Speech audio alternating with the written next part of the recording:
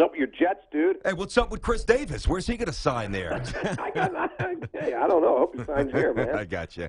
You missed that 220 average. Anyway. Dude, he hit like 265 this year. Now, what did he hit last year?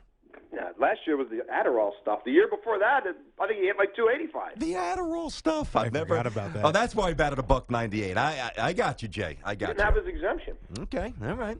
Yeah, what happened to my Jets? What happened to my Jets is what always happens to my Jets. A multitude of errors and some poor coaching. The funny thing is, while Rex walks away a winner and, very gleefully just kind of...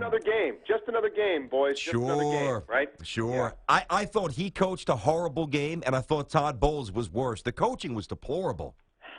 Yeah, I think it's... Look, that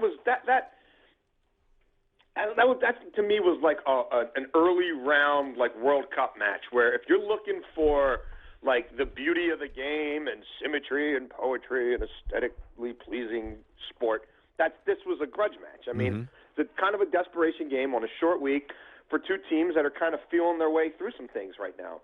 Shouldn't we? In the case of the Jets, right? They've lost a lot of guys. Excuse me. In the case of the Bills, all of a sudden they've gotten guys back, and it's trying to feel their way through that. Yeah, but JJ, let me hop in for a sec. I hear you.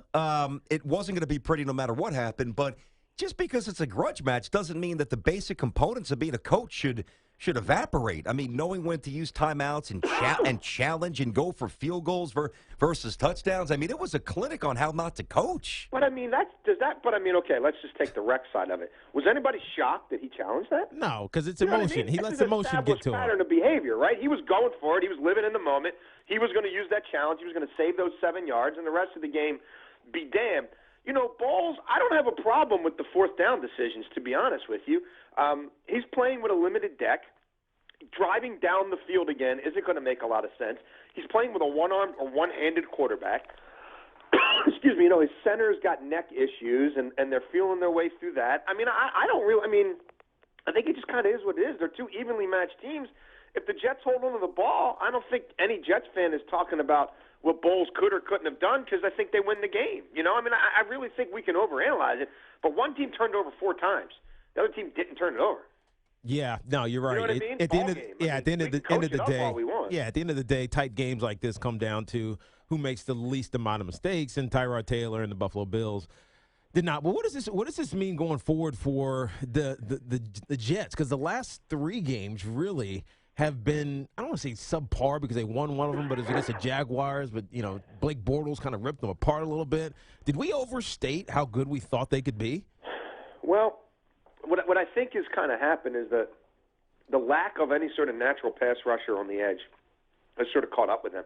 Now, last night they were able to generate a lot of pressure with guys like Muhammad Wilkerson, just from the D-line, but that's not going to be the case in every game. And when, it's taking them bringing numbers and scheming up any sort of normal, consistent pass rush. And, they're a little long in the tooth in the back end. So, Cromartie, I mean, that was kind of a one-year Band-Aid, and that's already kind of falling off. Screen was playing incredible football. He got really dinged up. And Revis is Revis, but, I just think that there's not a lot of depth there. This team was 4-12 for a reason, and I think, Mike McCagnon did a hell of a job plugging a lot of holes, but he couldn't plug them all. And then when new holes start to form in season because you get a run of injuries at a certain position like defensive back, that is enough to send this thing a little bit off kilter. And it's not like they're getting blown out.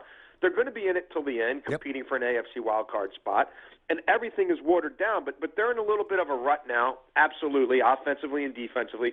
If they can come out of this mini-bye, if Fitzpatrick can get the hand taken care of, if a guy like Mangold is feeling a little better 10 days from now, you look at their schedule, I would not write them off by any stretch of the imagination. I agree. I agree. The margin of error was always slim. Mm-hmm. And then you start having stalwarts miss even half of a game here or a whole game there, and boy, it's a razor's edge. Oh, we're talking to Jason La Canfora, CBS Sports NFL Insider. You see him on the NFL Today. He joins us on Tops every Sunday. Read him on CBSSports.com.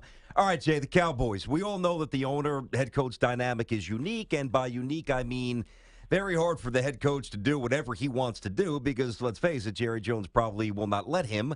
But this reflects very poorly on Jason Garrett. I mean, I know that you can't control another man, but there's got to be repercussions for unprofessional outbursts. And it seems like Garrett lets these guys do whatever they want.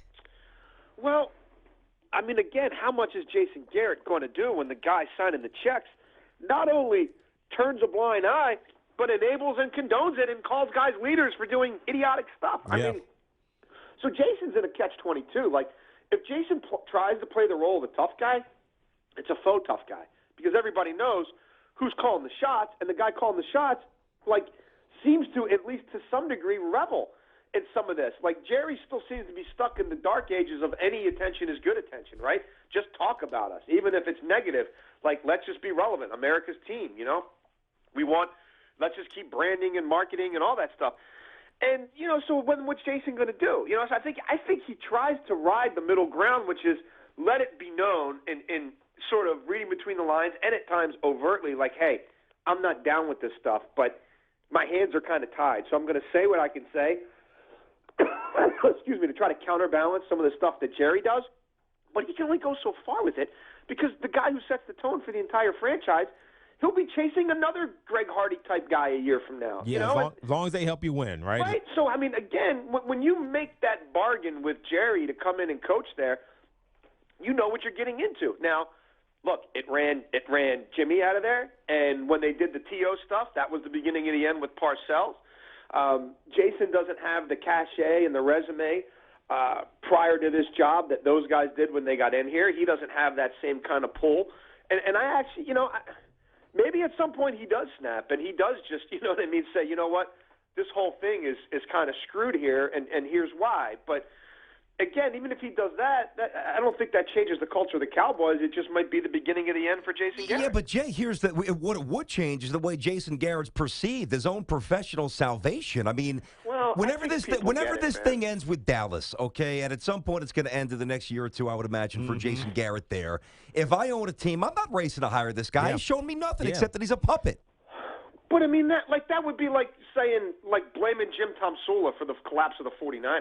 Like, it just depends on what you're looking for in a head coach. If you're looking for a guy who is a CEO, who is going to represent you well, who obviously has helped be a part of an offense there that when it's got all its guys is you know, as proficient and humming along as we've seen.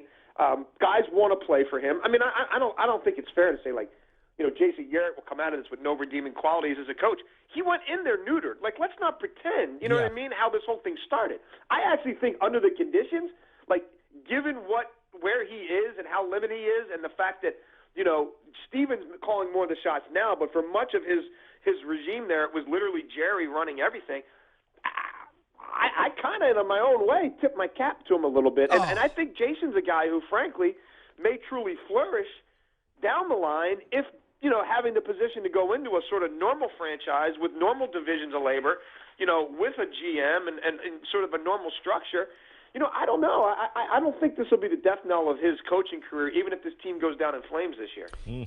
Lots to consider here, Jay. NFL Insider, NFL Today, Tops, CBSSports.com. Good opinions there, Jay. Make sure you don't lose your first baseman. If you do, you don't have much thump in the middle of the order, pal. I'll send a couple quarters Peter Angelos' way. There's not a whole lot I can do about this. I hear you. Good stuff. I'll see you Sunday morning, man. Sounds good, guys. Thank you, Jay. Jason.